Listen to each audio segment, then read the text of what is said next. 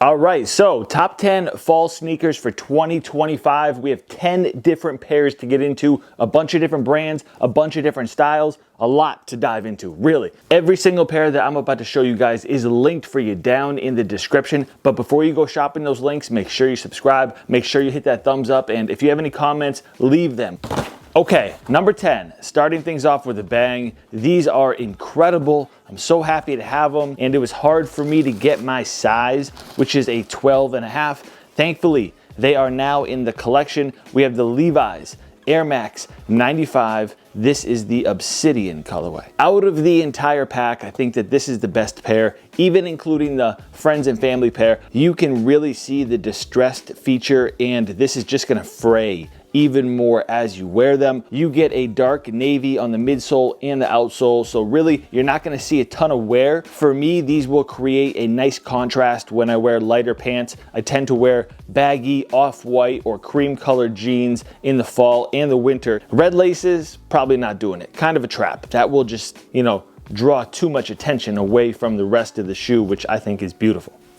Next up, I really wanted to get a pair from this pack. This was the best colorway in my opinion, and now I'm so happy to have them. They just touched down. We have something from J-Tips and Saucony. This is the Violet Triumph 4 Flowers Grow Uptown. I love the mixture of all different colors on here, but mostly that violet purple mixed with a dark brown. What a contrast. And I think that this is the perfect fall shoe if you still want to wear a little bit of color, but still have a darker tone that's going to go with maybe some of your darker jackets or black jeans or dark brown pants, something like that, or camo. These deserve an entire video on their own. There's so many details throughout, but this is just one of those pairs that I kind of waited on a tad to see if I was able to get it under retail, and I was. So I snagged these off of StockX actually, and the price, you know, they were $180.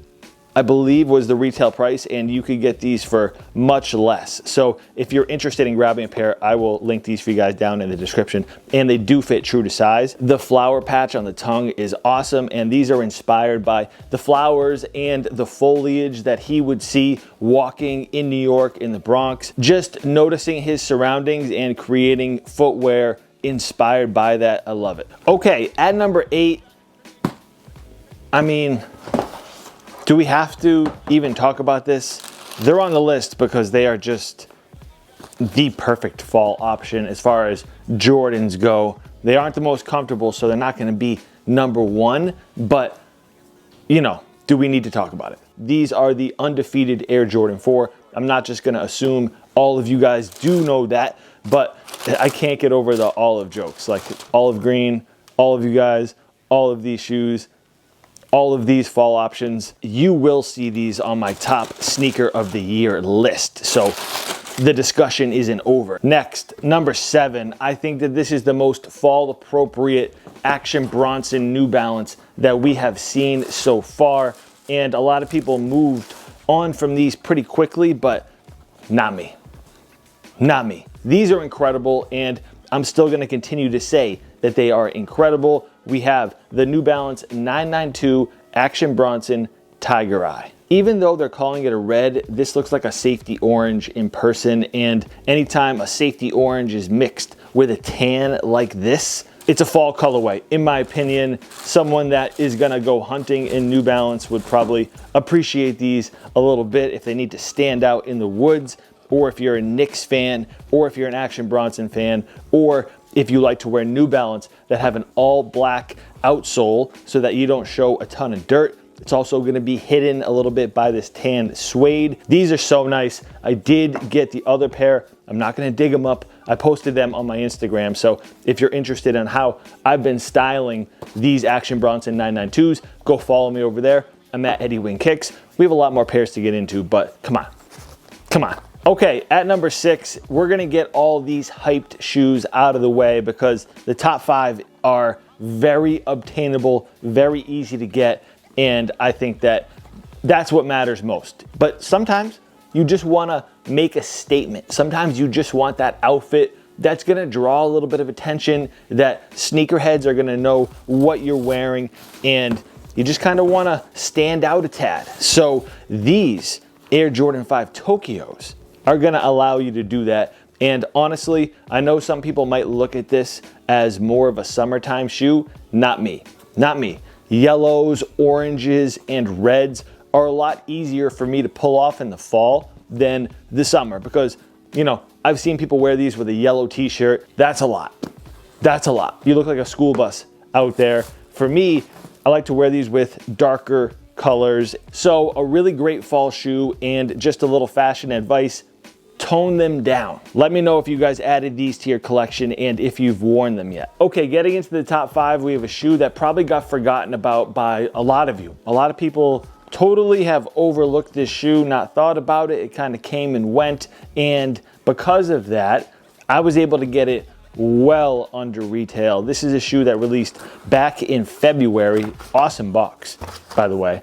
Love the packaging on here, and I was shocked, absolutely shocked, to walk into my local New Balance outlet and find the Salehe Bembury 1500s. Growth be the tree. Now, I really like these as a fall option because this lighter tan suede has a little bit of a green tint to it. So absolutely a fall option here. There's not a whole lot of color throughout the shoe, really just some underlying hits. And I can totally see why people moved on from this because it's not totally eye-catching like some of his other stuff is. This is just an interesting shoe to me. It's really interesting, like why he went this route. The thing I wonder about most with him is why he's doing these UK models, because the retail price is so expensive here in the US. These are, I think they retail for $275. I can totally see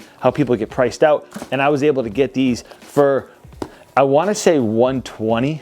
Something like that. I posted a YouTube short about it. I went into the outlet and I was so shocked to see these there, and I got them for the low. But what's interesting is they always resell for a lot. Like these on the resale market, like I said, I got them for $120, $130. They're reselling for $475. Even this pair of 1500s that I was gonna feature, the dusty blue, because they've got that brown mixed with that lighter blue on here, resell for a pretty good penny as well, even though they went on sale and you could get them cheap. New Balance 1500s, interesting shoe. Next up, a pair that is criminally slept on. A pair that is so low in the resale market, it's almost insulting. And I'm not even the biggest stash guy. This is the first pair of stash Nikes that I owned because, you know, when he was really doing it with his limited edition drops with Nike, I wasn't totally into sneakers yet.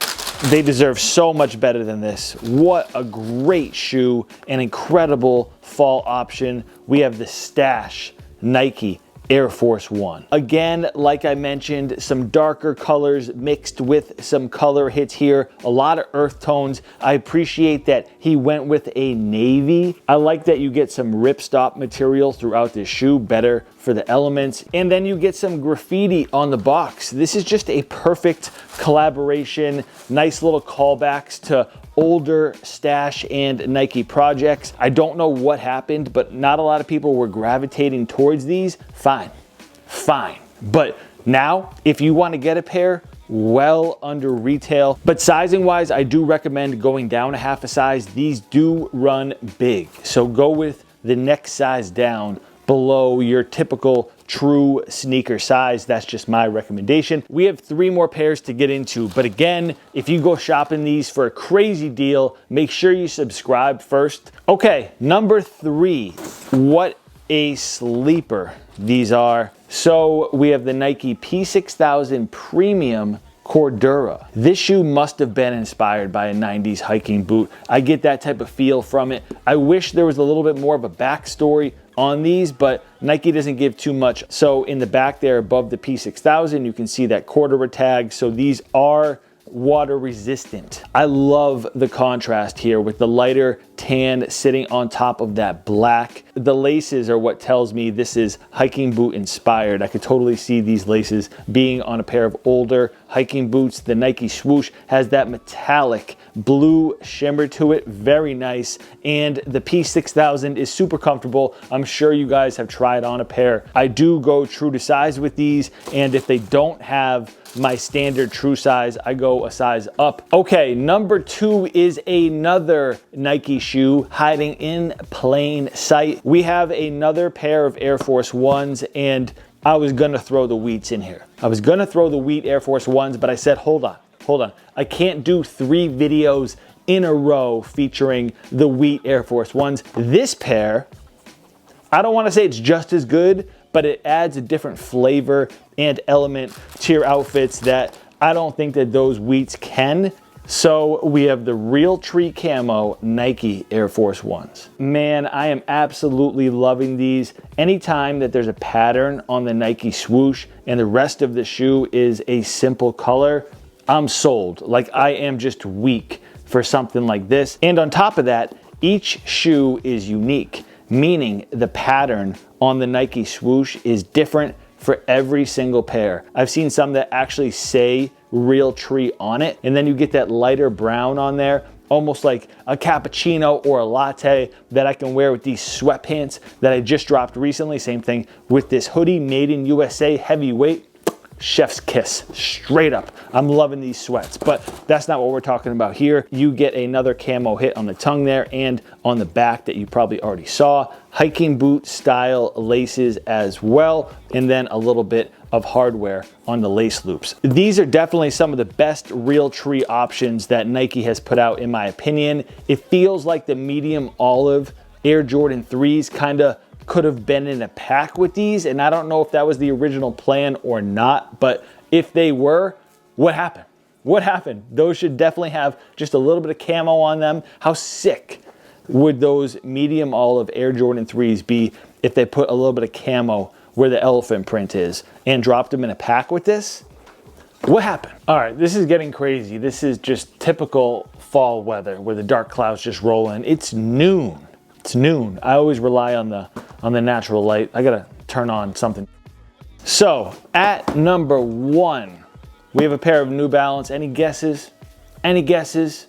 This is a new drop they just released yesterday, I believe, and needed them. This was a must. And a lot of people are overlooking the Made in USA New Balance pairs right now. I do have to give New Balance a little bit of props though, because every other sneaker brand is raising their prices, and the Made in USA pairs have not gone up in price. Granted, they don't have to deal with tariffs because it's made in USA. We don't need to go down that rabbit hole, but it's nice to see that New Balance has not raised their prices just because they probably could, because other sneaker brands are doing it. But these bad boys right here are so tough. I needed them day one. So we have the New Balance 990 V6 Camo Green. These things just look like this room right now. I've got this burgundy hoodie on. They would go with that. It's dark outside. These things look like a dark weather shoe. They look like a gloomy fall day, and I appreciate that with these. I was able to get them under retail, which you can too right now. The link down below is gonna show you that. I think that the 990 V6 is one of the most comfortable New Balance shoes that's out there. The materials are so premium, and I like the midsole on here. You get a lighter shadow gray, a darker gray in the middle portion, and then a camo olive green hit on the back, a few burgundy hits on the outsole and throughout the rest of the shoe. I like these. I like these. Some people will tell you to go down a half a size as far as sizing goes with the 990 V6. That's fine. You'll be all right, but I like to go true to size. I prefer a little bit of extra room rather than a panel or two being snug on my foot. So I went with a true size 12 with these, and they fit me good. They do come with some backup laces in a darker gray if that is something that you want to throw in there. But really nice shoe right here, as well as everything else that I've shown you. Sorry if this video was a little sporadic and all over the place. So let me know if you guys are wearing any of these shoes this fall. Do me a favor, before you get out of here, give me your top 3 fall sneakers down in the comment section. And of course, subscribe. Hit that thumbs up for the people that never hit the thumbs up. You, I'm talking to you, the person that never hits that thumbs up, but you watch all my videos. Come on, I appreciate you guys. Every shoe is linked for you down in the description. That's a wrap from me though. I will catch you on the next one. Peace.